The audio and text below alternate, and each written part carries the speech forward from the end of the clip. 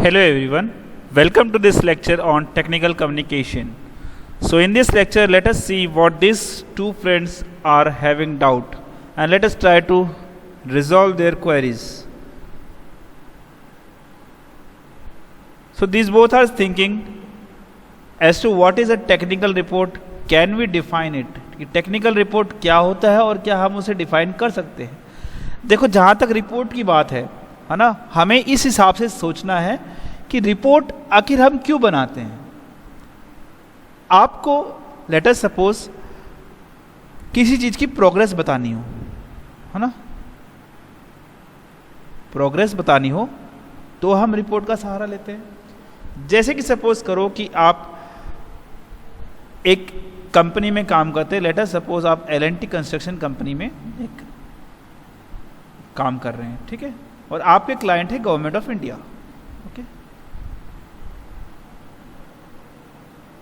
So government of India ने आपको कुछ करोड़ का प्रोजेक्ट्स दिया, that is either to make a road on somewhere, और या तो फिर आपको मेट्रो ट्रेन बनाने के लिए कहा, ठीक है। अब यहां पे जो क्लाइंट है वो करोड़ों रुपए खर्च कर रहा है और आपको प्रोजेक्ट दे रहा है, ठीक है, तो क्या वो ये इंश्योर नहीं करेगा कि इसकी अकाउंटेबिलिटी क्या है, क्या आप उन करोड़ रुपए का सही खर्च कर रहे हो या नहीं कर रहे हो, या फिर वो पूरे प्रोजेक्ट का ड्यूरेशन खत्म होने के बाद में आएगा और पूछेगा भाई मेरा प्रोजेक्ट अभी क्यों नहीं हुआ, तब तक तो बहुत देर हो चुकी होगी। इसलिए वो क्या करेगा, वो बार बार हर वक्त ऑडिटिंग करता रहेगा या बार बार आता रहेगा। तो आपकी वहां पे क्या प्रिपरेशन रहेगी, because you want those funding ना, तभी तो आप उस प्रोजेक्ट पे काम करोगे, तभी आपका कंपनी का बिजनेस चलेगा। लेकिन अगर आपने कुछ प्रिपेयर ही नहीं कर रखा गवर्नमेंट ऑफ इंडिया को बताने के लिए कि सो एंड सो इतना मैंने काम कर लिया है, then they will be confused कि हम यहाँ पे इन्वेस्टमेंट दे भी या नहीं दें, इन्वेस्टमेंट या अपना वापस भी ले सकते हैं। तो इस सब चीज़ों को इंश्योर करने के लिए एज एन कंपनी मैनेजर आप एक रिपोर्ट बनाएंगे, ठीक है, आप एक रिपोर्ट बनाएंगे। उस रिपोर्ट में आप बेसिकली ये बताएंगे कि आपने कितना ड्यूरेशन मांगा था, पहले गवर्नमेंट से कितना ड्यूरेशन मांगा था, और आपकी क्या स्पीड चल रही है उस वर्क की, और वर्क के डिले होने के क्या कारण है, और अगर इस स्पीड से जो प्रोग्रेस चलती रही, मतलब अगर सपोज करो 100% तक हम एक स्केल मान लें, सपोज करो कि आपकी उस टाइम तक 30% की प्रोग्रेस हुई थी, ठीक है, 30% आपकी प्रोग्रेस है, तो क्या इस स्पीड से अगर प्रोग्रेस चलती रही तो क्या गिवन ड्यूरेशन में आप काम कंप्लीट कर पाओगे या you need some extra time. Okay, so वो सब चीज़ें आप अपने क्लाइंट को दिखाओगे। तो बेसिकली एक टाइप की प्रोग्रेस रिपोर्ट हम यहाँ पे दिखा रहे हैं, ठीक है। तो एक टाइप से रिपोर्ट हो गई प्रोग्रेस दिखाने के लिए। दूसरा, किसी भी चीज के प्रोसेस को एक्सप्लेन करना हो, ठीक है, वो चीज कैसे काम करती है, उसके क्या क्या फीचर्स हैं और उससे क्या एडवांटेजेस हैं, क्या डिसएडवांटेजेस हैं, उसको हम कहेंगे प्रोसेस रिपोर्ट।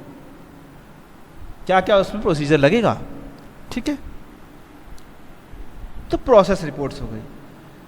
अब एक और टाइप की रिपोर्ट होती है जिसको हम कहते हैं एकेडमिक रिपोर्ट्स या technical reports, research reports. Research reports में बेसिकली क्या होता है कि आपने किस तरीके से वर्क कैरी आउट किया। Suppose you started with some assumption और some hypothesis, let's say, okay, and you started collecting the literature survey of it, okay, you started working on the maths behind it, okay, and then you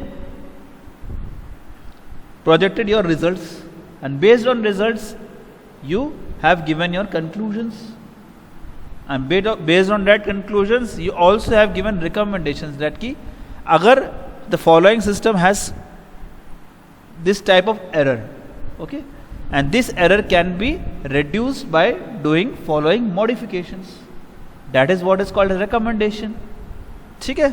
तो यहाँ पे भी हम report का use करते हैं, yes. तो क्लाइंट को बताना हो कि प्रोजेक्ट का प्रोग्रेस कितना हुआ तो रिपोर्ट का यूज़ होता है, प्रोसेस को बताना हो तो रिपोर्ट का यूज़ होता है, ठीक है।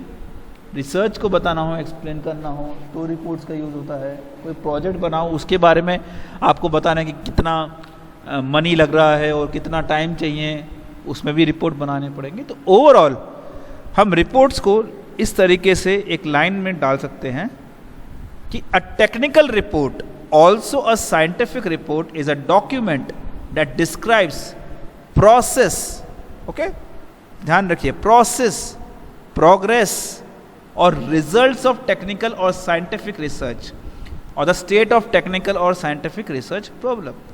ठीक है, तो ये तीन चीज़ें याद रखिए, प्रोसेस, प्रोग्रेस और रिपोर्ट्स, रिजल्ट्स। ठीक है, कोई भी चीज़ आप करो तो उसमें एक प्रोसेस होगा। ठीक है, कोई भी चीज़ आप स्टार्ट करोगे तो उसका एक प्रोसेस होगा ना।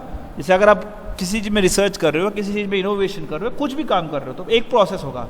उस प्रोसेस में के दौरान आपका प्रोग्रेस कितना हो रहा है, जो फाइनल वैल्यू तक आपको पहुंचना, उसमें प्रोग्रेस कितना हो रहा है, फिर उस प्रोग्रेस के बाद में आपका रिजल्ट्स क्या निकल के आए। ठीक है, तो टेक्निकल रिपोर्ट एक तरह के डॉक्यूमेंट होते हैं जो इन सब चीज़ों को एक्सप्लेन करें, जो कि है प्रोसेस, प्रोग्रेस और रिजल्ट्स ऑफ अ टेक्निकल और साइंटिफिक रिसर्च और the state of a technical और scientific research problem. Alright, next, ये इसके साथ साथ क्या भी इंक्लूड करता है, रिकमेंडेशन एंड कंक्लूजन भी इंक्लूड करता है। देखो, रिकमेंडेशन एंड कंक्लूजन में ये डिफरेंस क्या है। बेसिकली कंक्लूजन तो आप रिजल्ट से निकालोगे। जैसे रिजल्ट से आपकी कोई वैल्यू आई तो आपने बोला कि because of usage of this, this is the value. अब उस वैल्यू को आप मूल्यांकन करोगे और सोचोगे कि ये वैल्यू एफिशिएंट है या नहीं है, और अगर उसको एफिशिएंट करना है तो मैं अपने नॉलेज एक्सपर्टीज से इसको कैसे एफिशिएंट कर सकता हूँ। तो वो रिकमेंडेशन, अपना सुझाव आप दोगे कि अगर आप सिस्टम में ज़रा सा चेंजेस कर ले, ठीक है, तो क्या होगा, आपकी जो सिस्टम है मोर एफिशिएंट बन जाएंगे। वो आपका रिकमेंडेशन होगा। रिजल्ट तो आपने एक एक्सपेरिमेंट कैरी आउट किया, उसके बाद जो आपको वैल्यूज मिली, that is your results. Based on that results you plotted one conclusion, and उस कंक्लूजन के हिसाब से आप अपनी सब्जेक्ट एक्सपर्टीज से लेके आप क्या दोगे, recommendation. So it might also include recommendation and conclusion of the research, unlike other scientific literature such as scientific journals and the proceedings of the some academic conferences. Okay, next. Technical reports rarely undergo comprehensive independent peer review before publication. ठीक है, सी देखो, likely research paper की तरह technical reports में ये ज़रूरी नहीं, मतलब बहुत रेयरली ऐसा होता है कि किसी को पीयर रिव्यू के लिए दिया जाए। पीयर रिव्यू यानी सपोज करो कि आपने किसी एक्सपर्टीज़ में पेपर लिखा है, रिसर्च पेपर लिखा, ठीक है, आपने उसको पब्लिश करने के लिए दे दिया, तो किसी अननोन रिव्यूअर के पास में आपका पेपर जाता है, ठीक है, और इसमें आपका नाम वगैरह नहीं होता, और वो लोग आपके वर्क को रिव्यू करते हैं और ये देखते हैं कि आपका वर्क वर्थ इट है या नहीं है। उस हिसाब से वो अपने रिव्यूज़ या कमेंट्स लिखते हैं और उस हिसाब से आपका जो पेपर है वो रिजेक्ट या एक्सेप्ट होता है। लेकिन टेक्निकल रिपोर्ट्स में रेयरली इतना comprehensive independent peer review process होता है। ठीक है, now the next doubt these two people are having is what could be the purpose of technical report. Okay, technical report का पर्पस क्या हो सकता है, let us see. Technical reports are used to communicate. देखो, जैसे कि मैंने कहा था स्टार्टिंग में, क्लाइंट की बात की थी, क्लाइंट मतलब कस्टमर्स। कोई भी इंफॉर्मेशन है जो कस्टमर जानना चाहता है वो टेक्निकल रिपोर्ट्स के थ्रू भेजी जा सकती है। फिर अपने कलीग्स को बताने के लिए, समझाने के लिए, काम समझाने के लिए ऑफिस का, उसके लिए रिपोर्ट्स का यूज़ किया जा सकता है। मैनेजर रिपोर्ट्स को यूज़ कर सकता है, मतलब अगर आपको अपने बॉस को बताना है कि आपने दिन भर में क्या काम किया है, या फिर अपने कंपनी के सेल्स प्रोफाइल के बारे में बॉस को बताना है, then you can give it to managers, and they are used to document the equipment and procedure used in testing और research and the results obtained so that the work can be repeated if necessary और build up. So देखो, basically क्या होता है कि जब हम report बनाते हैं तो वो एक्चुअल में उसका मेन एम ये होता है कि अगले कोई भी आने वाली जनरेशन है उस रिपोर्ट को लेके वही सेम एक्सपेरिमेंट वापस से रिपीट कर सकें, ठीक है, और उससे टेस्ट कर सके, रिसर्च कर सके। ठीक है, तो जितनी बार भी रिसर्च करें उनको सेम तरह के आउटपुट लिखें जो आपको मिले हैं। अगर वो सेम तरीके के आउटपुट नहीं मिलते तो they will be modified. Okay, so basically procedures used in testing और research and the results are obtained so that the work can be repeated if necessary और build upon. Next, the content and style of technical reports may widely depend on the primary purpose and audience. ठीक है, देखो technical communication में हर चीज़ audience पे भी depend करेगी, style पे depend करेगी, ऑडियंस कैसा है उस हिसाब से विल राइट द रिपोर्ट. ठीक है, किस इंटेंट से हम ऑडियंस को लिख रहे हैं, हम जनता को संबोधित करना चाहते हैं, अपने ही ऑर्गेनाइजेशन के लोगों को संबोधित करना चाहते हैं, तो वो देखना हमें ज़रूरी है. उस हिसाब से मेरी रिपोर्ट बनेगी, उस हिसाब से ऑब्जेक्टिव रहेगा रिपोर्ट का, ताकि वो रीडर ओरिएंटेड हो, है ना. Next, many companies and organization have developed their own standards format. देखो रीडर ओरिएंटेड मतलब क्या, देखो जैसे कि आपने देखा होगा कि गवर्नमेंट रिपोर्ट्स में स्टार्टिंग में आपको दिखाई देगा कि गवर्नमेंट इस तरीके से दिखाने की कोशिश करेगी कि they have done a lot of work through pictures और थ्रू मैनी वेज. ठीक है, then they will start presenting with the facts. Directly they won't go with the fact because they are actually targeting you so that you can vote for them in the next term. तो इस तरीके से audience decide हो गया. ठीक है, अब अपने ही सेल्स, अपने ही कंपनी के सेल्स प्रोफाइल, सेल्स पर्सपेक्ट है, उसके ऊपर आपने रिपोर्ट बनाई and you will give it to the manager. तो it will be technical, whole statistical analysis, data analysis will be there, okay, and of course the boss will understand.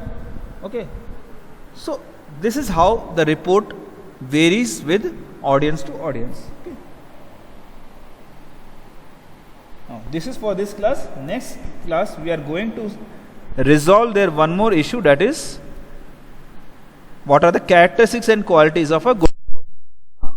Thank you for this lecture.